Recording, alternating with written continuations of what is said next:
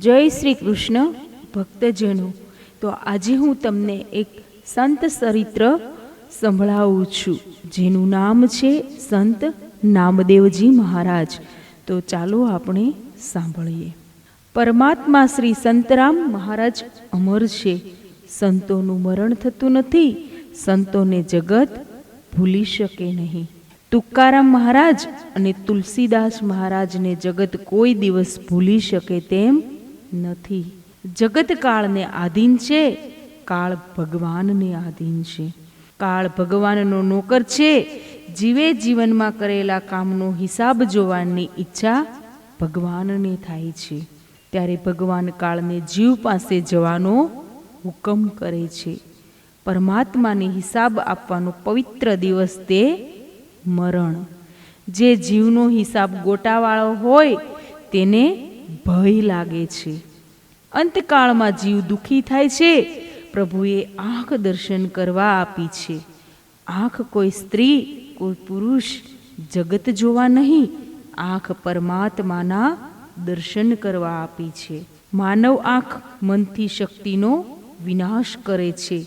તેથી અંતકાળે તે બહુ દુઃખી થાય છે. પરમાત્માએ જે આપ્યું તેનો સદુપયોગ તે પુણ્ય અને દુરુપયોગ તે પાપ. વ્યવહારનું કામ વિવેકથી કરતા જીવનનું લક્ષ્ય ભોગ નહીં, ભગવાન છે.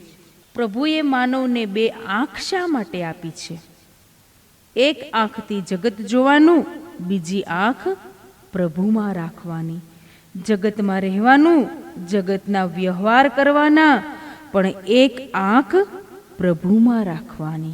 સંત સર્વકાળ ભક્તિ કરે છે, તેથી કાળ તેમને મારી ન શકે.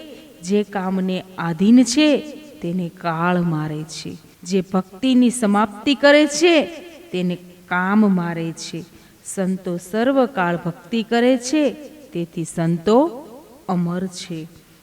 આ પૃથ્વી પર જેટલા સંતો મહાત્માઓ થઈ ગયા તે આજે વાયુમંડળમાં ફરે છે. તે સત શિષ્યોને શોધે છે. સંતનો ઉપદેશ ગ્રહણ કરવા લાયક થવાની જરૂર છે. માનવને જ્યારે પરમાત્મા દર્શનની ભૂખ જાગે ત્યારે પ્રથમ સંત દર્શન થાય છે. વર્તમાનમાં માનવનું મન જીવન એટલું બગડ્યું છે કે માનવને સંસારમાં મજા આવે છે. આજનું જીવન ખાધું પીધું ને મજા કરવામાં પૂરું થાય છે. જીવનને સંસાર બહુ મીઠો લાગે છે. માનવને સંસાર સુખમાં જ્યાં સુધી ધૃણા નથી આવતી ત્યાં સુધી તેને પ્રભુ દર્શનની ઈચ્છા નથી થતી. જીવનને પ્રભુ દર્શનની તીવ્ર ઈચ્છા થાય ત્યારે સદગુરુ કૃપા કરીને દર્શન કરાવે છે. ભગવાન સર્વકાળ સર્વમાં સાથે જ છે.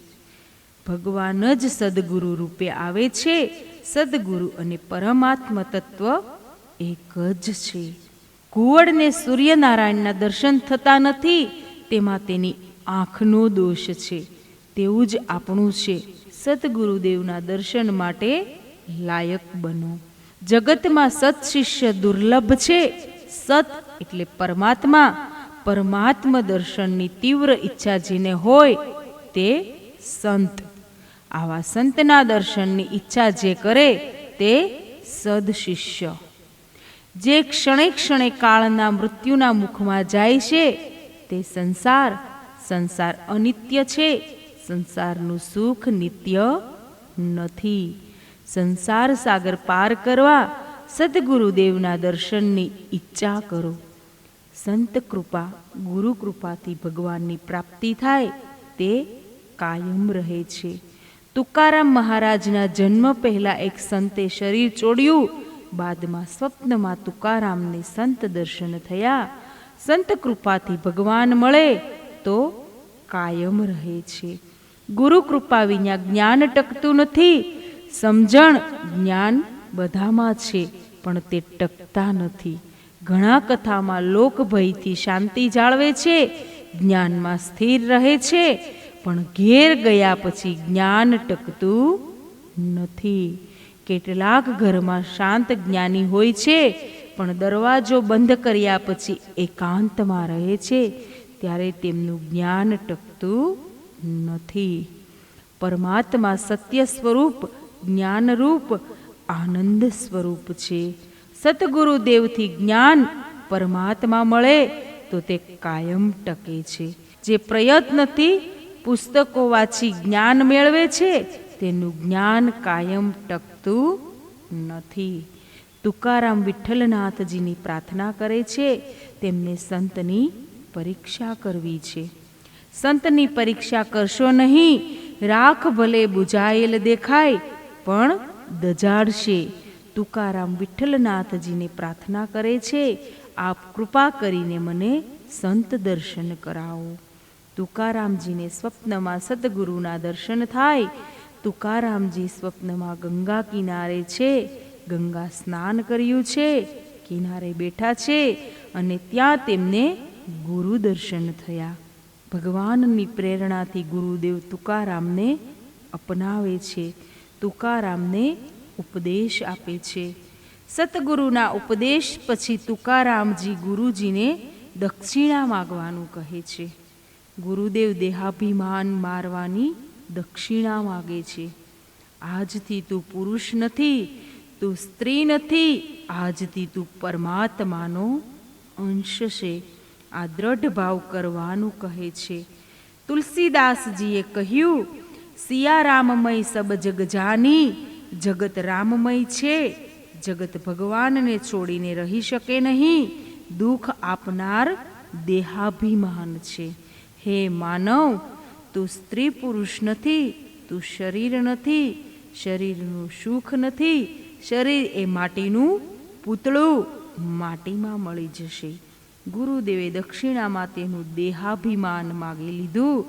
ભગવાનનો તું અંશ છે એમ કહી સ્વપ્નમાં મંત્ર આપ્યો. આ 3 નામ શ્રેષ્ઠ છે, રામ નામ, કૃષ્ણ નામ અને હરિનામ. હરતી ઇતિ હરિ, હરિનામ જપવાથી પાપનો નાશ થાય છે. જે કોઈ પ્રેમથી કૃષ્ણ કૃષ્ણ કૃષ્ણ બોલે તેના મનનું શ્રી કૃષ્ણ આકર્ષણ કરે છે. આ સંસારમાં જીવને શાંતિ નથી, છતાં તેને સંસાર છોડવાની ઈચ્છા થતી નથી. સંસારમાં તેનું મન ફસાયેલું છે. મન પૈસામાં, સ્ત્રીમાં ફસાયેલું છે, જેથી સંસાર મીઠો લાગે છે. શ્રી કૃષ્ણ નામ લઈ પ્રાર્થના કરો, પ્રભુ આપ મારા મનનું આકર્ષણ કરો તો પાપ છૂટશે. સંસારમાં પાપ કરીને જેવ દુઃખી થયો છે, સંસારમાં એવી મીઠાશ છે કે હું મનથી જુદો છું એમ બધા જાણે છે, છતાં માનવ મારું મન એમ બોલે છે. પાપ કરવાની બધાની ઈચ્છા નથી, છતાં પાપ થાય છે. ભગવાન નિર્દોષ છે, સર્વશક્તિમાન છે. ભગવાનના સદ્ગુણોમાં, સૌંદર્યમાં આંખ આકર્ષાય. ભગવાન જેના મનનું આકર્ષણ કરે છે તેને પાપ કરતો અટકાવે છે, તેના મનમાં પાપ દૂર કરે છે. ભગવાન જેના મનને ખેંચે છે તેના પાપ છૂટે છે. કૃષ્ણ કૃષ્ણ બોલો તો ભગવાન મનનું આકર્ષણ કરશે. રામ, કૃષ્ણ, શિવ એક જ ભગવાનના જુદા જુદા નામ છે. કોઈ પણ સંતને માનો એટલે કોઈ સંતને મનમાં આંખમાં રાખો. સંસાર ગાડરિયા પ્રવાહ જેવો છે. આગળનું ઘેટું ખાડામાં પડ્યું તો બધા પાછળના બધા ખાડામાં પડશે. માનવનું મન આવું છે. જેમને પોતાનો ઉદ્ધાર કરવો છે તેમણે સંતને મનમાં રાખવા. જેમણે વાસનાનો વિનાશ કર્યો છે, જેમણે ભગવાનનો આનંદ મળ્યો છે, એવા સંતોનો આશ્રય લ્યો. સંત દ્વારા ભગવાન મળે છે. અષાઢ માસમાં પંઢરપુરમાં વિઠોબાના દર્શન કરવા સંતોની ભીડ લાગે. આ સંતોમાં ભક્ત ગોરા કુંભાર વયોવૃદ્ધ સંત સહુ તેમને ગોરા કાકા સંબોધન કરતા. કુંભાર માટીના વાસણ બનાવે એટલે તેમને તે વાસણ કાચા છે કે પાકા તેની પરીક્ષા કરવાની ટેવ. ઠેર ઠેરથી સંતો પધાર્યા છે. મુક્તાબાઈએ ગોરા કુંભારને સંત પરીક્ષા કરવા કહ્યું. ગોરા કુંભાર સંત પરીક્ષા કરે છે. દરેકના મસ્તકે ટકોરા મારે છે. સંત હાંડી કાચી છે કે પાકી તેની પરીક્ષા કરે છે. જેમને જીવનમાં સુખ દુઃખ અને માન અપમાનની અસર થતી નથી તેમને ભગવાનની પ્રાપ્તિ થાય છે. સંત નામદેવની ઉંમર નાની છે. તેમની ભક્તિ એવી તીવ્ર છે કે તે વિઠોબા સાથે વાતો કરે છે. નામદેવને ગોરા કુંભારની પરીક્ષા ગમી નહીં. સંત પરીક્ષા કરતા નામદેવનો વારો આવ્યો. ટકોરો મારી નામદેવ માટે કાચી હાંડી એમ કહ્યું. નામદેવ વિઠ્ઠલનાથજી પાસે જઈને ફરિયાદ કરે છે. વિઠ્ઠલનાથજી જવાબમાં કહે છે, નામદેવ, તને મારા દર્શન થાય છે, પણ સતગુરુના દર્શન થયા નથી. સતગુરુદેવની કૃપા વડે પરમાત્મા મળે છે. ગુરુ અતિ ઉદાર હોય છે. જીવનનો અનુભવ સત્શિષ્યને થોડા સમયમાં આપી દે છે. વિઠ્ઠલનાથજીએ નામદેવને ગુરુ કરવા કહ્યું. પંઢરપુરમાં એક વયોવૃદ્ધ સંત નિવાસ કરતા. આ સંત સદા આત્મ સ્વરૂપમાં મગ્ન રહેતા. જે ભગવાન વૈકુંઠમાં છે તે જગતના પશુ પંખી સંસારના પ્રત્યેક પદાર્થમાં છે. તેઓ અનુભવ કરો. આવો અનુભવ કરનાર જીવને પ્રભુના દર્શન પોતાની અંદર થશે. મંદિરમાં પ્રભુ દર્શન થાય તે સાધારણ દર્શન છે. જગત આંખમાં જેનું પ્રભુ દર્શન થાય તે અસાધારણ દર્શન છે. કોઈનો દેહ જોશો નહીં. જે દેહને જુએ છે તે દેવથી બહુ દૂર જાય છે. મળમૂત્રથી ભરેલા દેહને ન જોશો.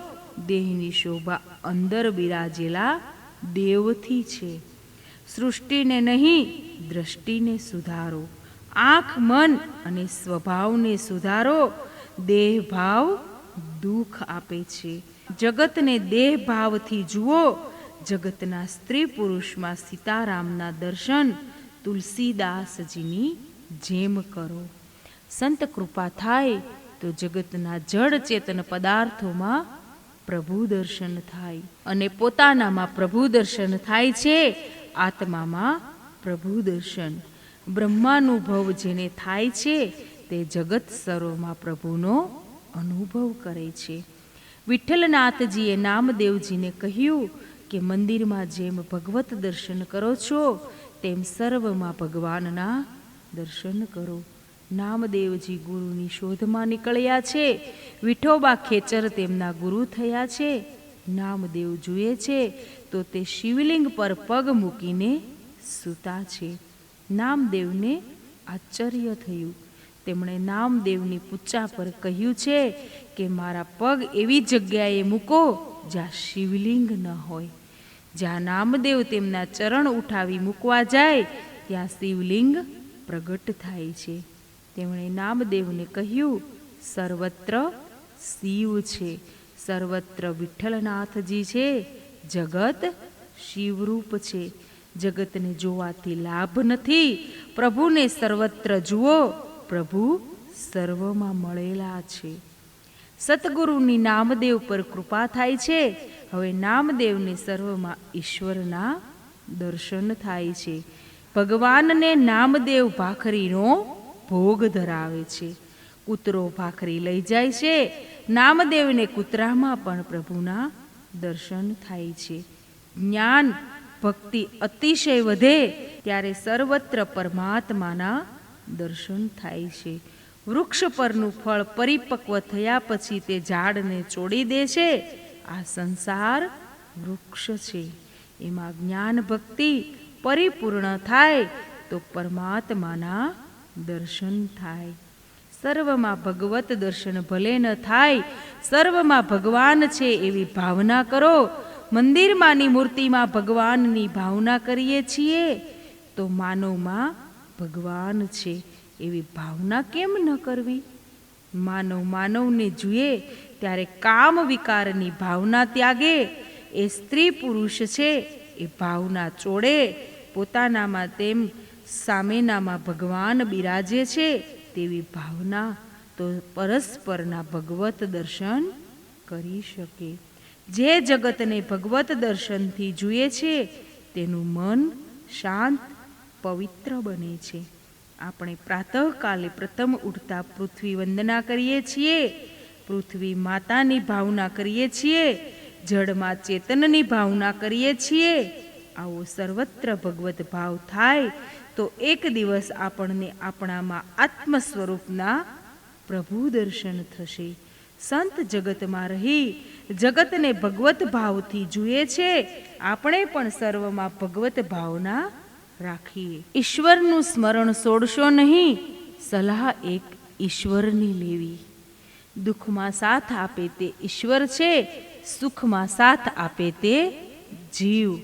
ઘરમાં રહેવું એ પાપ નથી, પણ ઘરને મનમાં રાખવું એ પાપ છે.